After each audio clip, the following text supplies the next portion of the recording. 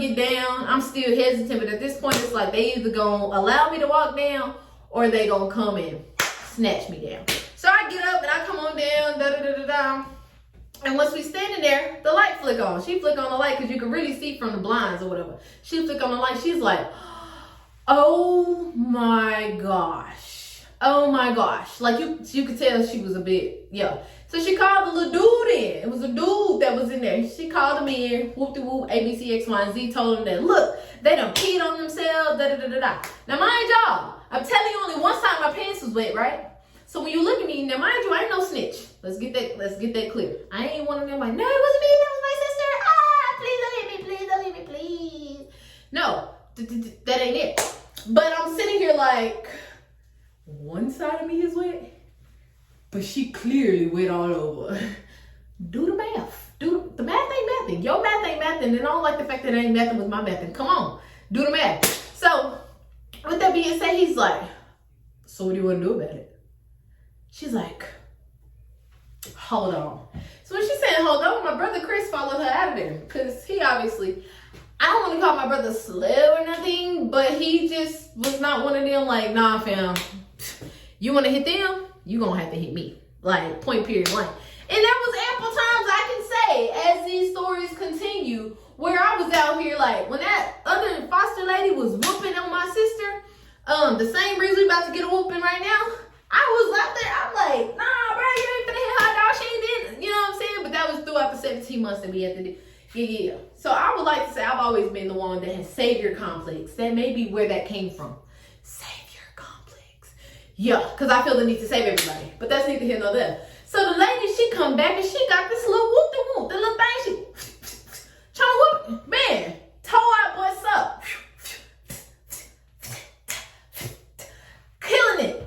So when we was done, you know, getting our little rear ends toe up because I obviously were accomplice to somebody peeing in the bed, she told us to get in the shower and then come in there and eat. So we got in the shower, we went in there to eat, and the time was going, kids was doing what kids were doing. We were basically just maintaining.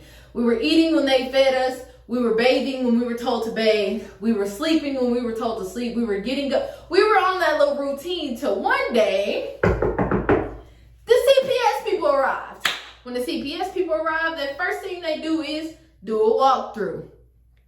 They do their little walkthrough, and then they get to asking questions like, how did y'all like to stay? Did y'all make any friends? Whoop-de-whoop. And the whole time the CPS lady is asking us questions. The clear people that we were left with for the past 2 weeks, just back there like,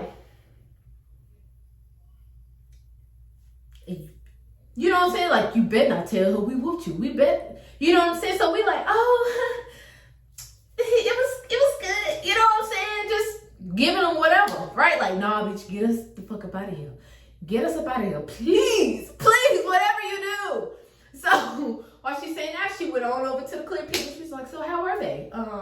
You know, any new changes, anything I need to know about, any accidents, anything, you know, just a brief update so I can put in their file. And like usual, the clear lie. Now, don't get me wrong. Let me go ahead and put this disclaimer in here, y'all. I am by far not racist at all. I'm not. But it really irks me when I say white people, black people, I say clear in colors. You know what I'm saying? So don't take it as a form of me being disrespectful to y'all. It's just the way that I enunciate and explain things differently on my platform that'll keep me from potentially being banned and out of the negative, weird, eyeside views of, you know, people. But anyways, back to the story. So she asked the clears and they lied and was just like, no, it was a good week, da da da da. And of course, I remember her saying, you think they can stay a little longer? And the clear people were like, no, we can't do it. We can't. So anyway, so the lady packed us on up and she took us to our next destination. When we got to the next destination, it seemed a little bit more like home because the people was more our color, so you thought it would have been a little more lean back. Boy, was I wrong. Because after she left us there, the only thing I ever remember from this home was the fact that, okay, these people our color, they crazy. Then they got 17, 18, 19-year-old grown-ass kids in here flicking their eyelids out. We traumatized already because clear people beat us. Clear people barely want to feed us. Our CPS worker, she's a POS. And like, we just bouncing around from these ridiculously listed families. You know what I'm saying? So y'all overgrown selves running around scaring us. We come in because the hallway's dark and y'all telling us some boo. And we, oh Lord, wondering why we got gender issues when it comes to being around new people. Yeah, y'all did that. And if y'all remember me, Alexia, I was there, you know, the first home, the second home, my brother. For those who may be out there, y'all may be a little older now because I'm 25, so y'all probably like 50. But that's neither here nor there. No, you ain't, but something like 43. But anyways, if y'all seeing this, let me tell you something. Your mom's a hoe. Because you knew what you was doing to us and you kept doing it. Thank you. Now back to the story. So we get dropped off with these colors. You know what I'm saying? Colors treated us no better. We gonna whoop, whoop, whoop, whoop, whoop. Y'all, we go through 16 homes in the matter. How difficult, imagine how difficult it would be if you were a child and every month for 17 months, that's like a new home a month. You know what I'm saying? For 17 months, we bounced around to 17 homes, but our last home was our final home. So anyways, we did all that whoop-de-whoop-de-whoop, that bouncing around, right? It came point to the people, they assigned us a, what's the caseworker? They assigned us a new caseworker who happened to be black. Shout out to Miss Tammy. Woo, woo, still remember you, girl. If you see this, I love you forever. So they gave us a black caseworker, and you know what I'm saying? She was doing her thug thizzle. She pulled us a black family out of there. Dropped them, right? So when she finally comes and get us from this 16th home of pure torture, mind y'all, getting whippings for dropping food, getting whippings for peeing in the bed, getting whippings for being scared and screaming, getting whippings for, like, it was crazy, pointless things. But that's a different story for a different day. So the lady, she pulled up, skirt, family that wants them, family that wants them. Yeah, so she pull up, she get us, she grab all of our clothes. She was just like, I really appreciate you guys for watching them, but there's a family who's really interested in adopting them. We don't have to worry about splitting them up, whoop-de-whoop, right? And when I say splitting them up, it was just me and Amber them. Mind y'all, my brother only made it through, I think, the first 2 or 3 foster homes, and they shipped him straight to the boys club. Like, there was a time frame where, well, that's after we were adopted, but we would go to the group home to see my brother, and like the way or the medicine or whatever it was that they was giving him, y'all, like the dude would come out, he would scramble under chairs, and he would be like this the whole time. So I goofy ass, y'all know me, I'm goofing him. So I'm gonna crawl under the chair and I'm gonna be like, hey brother, how you doing, brother? You know what I'm saying? I'm gonna get under there with him, but it was odd. Now that we think back on it, the pictures that we seen of him under, like, y'all, it was crazy. So anyways, back to it. So she grabbed us, she grabbed our clothes and everything. We go back to that same building off of Victory Drive in Marshall. Google it, it's a real thing. Texas Home Health Child Protection, whatever you call it, service building. So she get us, she do her little last view, she get us in the car, you know, she buckle us in, she take us to McDonald's, we get kids meal with ice cream cones. Miss Tammy, I love you. So she feed us all up hefty and defty. So when we get back to the building, she parked on the front. I'm like, oh, we must not be like children mates or something. You know what I'm saying? Prison mates for children. You get what I'm saying? All right. Whoop. So she pull up in the front, she get out. When we get out, you can tell it's a different environment. Like when you go back in the back, you being processed. It's kind of like the same as a prison. When you go into the prison around the back, you being processed, you getting booked in. You know what I'm saying? But when you come through the front like a G, you in there, you know, you might be paying off somebody's debt, bonding somebody out. You might be being a visitor or just up there trying to give a tip or something. I don't know. But it's different when you're going in the back than in the front. So we pulled out in the front, you know, we walk up in that thing, got glass windows, real offices, and our desks lined up down the hallway. You got nice people in the front, water fountains, like, okay, let me get the little cone cup and drink my water. You get what I'm saying? You picking up what I'm putting down. The girls, I be feeling like the man when I walk through. Yeah, we did that, you know? So we walk in, and the first thing she says is, hold on, let me put my bags down. She put her bags in what appeared to be a real office. I see you, girl, got the front window, yeah. And then she comes and she's just like, I want to introduce you guys to someone. So we sitting there, we excited because she excited, like, okay, who is it? And out of the corner of my eyes, it's like you could feel this overwhelming, like, force of love. Like, yes, give me my children. Give them to me. Let me love them. You know what I'm saying? So you can feel that. So when I look over, oh, snap. When I look over, I see it older. They weren't old because my parents are old now. But my mom, she actually just died. God rest her soul. Gotta go visit her grave. They just sitting there and they like, you know how old people be hugging with their husband and be like, oh, it's so cute. Oh, I can't wait. Totally, I can't wait for them to be ours. You know what I'm saying? Like, they excited to see us and all. So we sitting here. One, I know for a fact I'm funny than the mug. So I was probably like, I mean, I understand you sending us with the clears and the other. I understand that, but old people now, what are we supposed to do with them?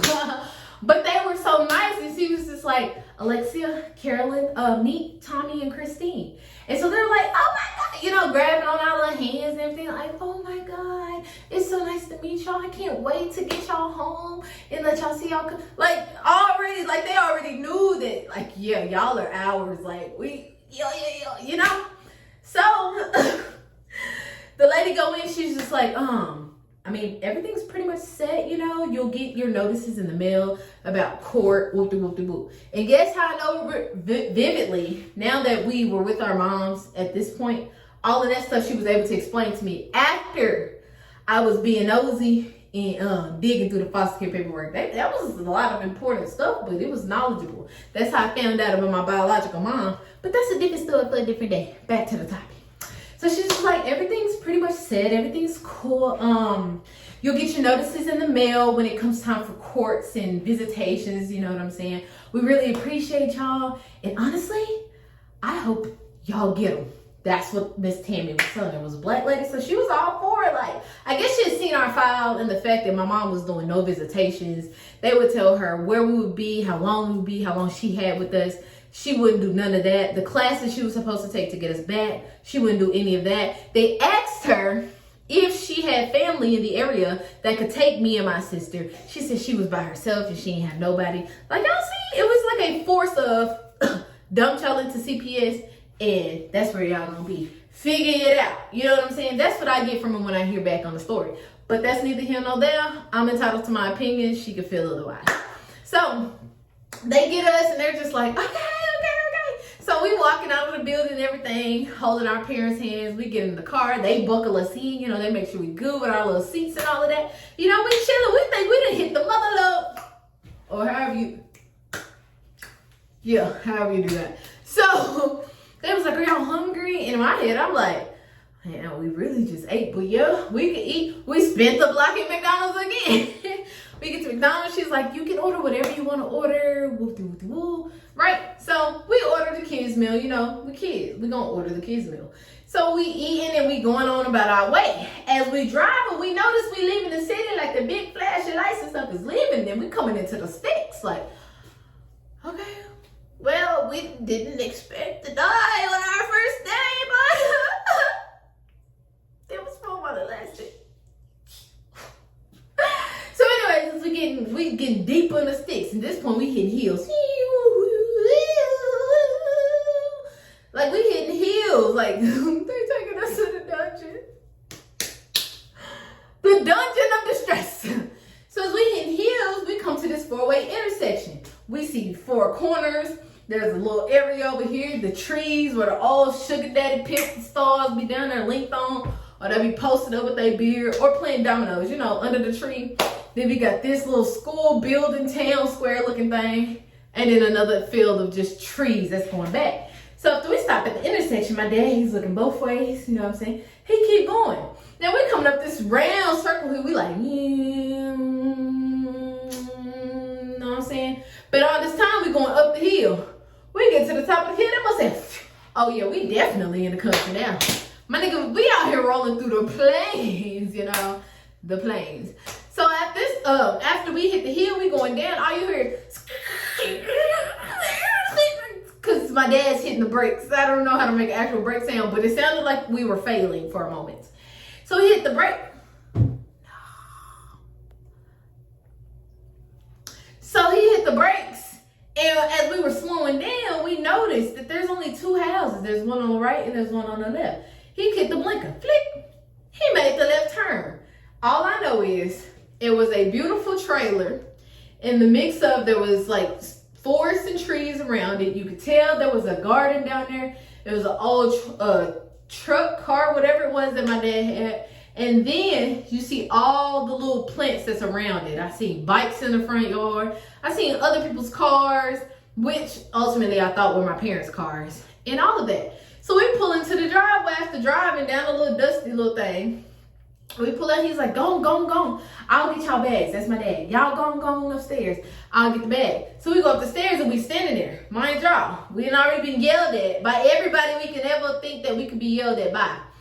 And we standing there at the door, because we're not going to open it. Y'all ain't finna yell at us on the first day. So my dad, he has our things. He's walking up behind us, and he's like, open the door. And when we open the door, surprise! Hey, cousin. Oh, my God, they're so cute. Like, they all looking at us like we the grand prize. Like, we done walked in. Like, somebody appreciates us for us. Like, oh, my God. So then little KK comes out. She's hugging us, and we're like, oh, hey, cousin. Everybody hugging us and everything. So my dad, he sits our things down and he comes over. He was like, listen, I know y'all just ate and all of that, but we cooked for y'all in there. So y'all go in there. You got your cousins, everybody here. We got Kamaya, DJ. We got all of them. So y'all to be able to associate and mingle and meet your new family. But go eat first. Boy, I walked in the kitchen, big girl meal, you know. I'm telling you, they had peas, greens, meat, Kool-Aid, whatever. They had everything. All I know is I didn't eat like right on. I went to go play with the new family and things of that nature. But when your girl came back to that table, I swear to God, I think that's where I got so spoiled. But anyways, that's this story.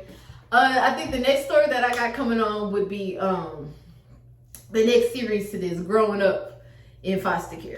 Explain y'all a little bit of my life, because y'all know I'm bad. Like, I'm bad. I be one of them people, I ask if the sky blue and they say, yeah, I still want to go out there and check it out, because I might think it's red, you know. But I was really a horrible kid. But nonetheless, so that's gonna be the next one. I'm gonna try to get a little more animated for y'all and get some pictures and all that included. But yeah, appreciate y'all for listening. See y'all on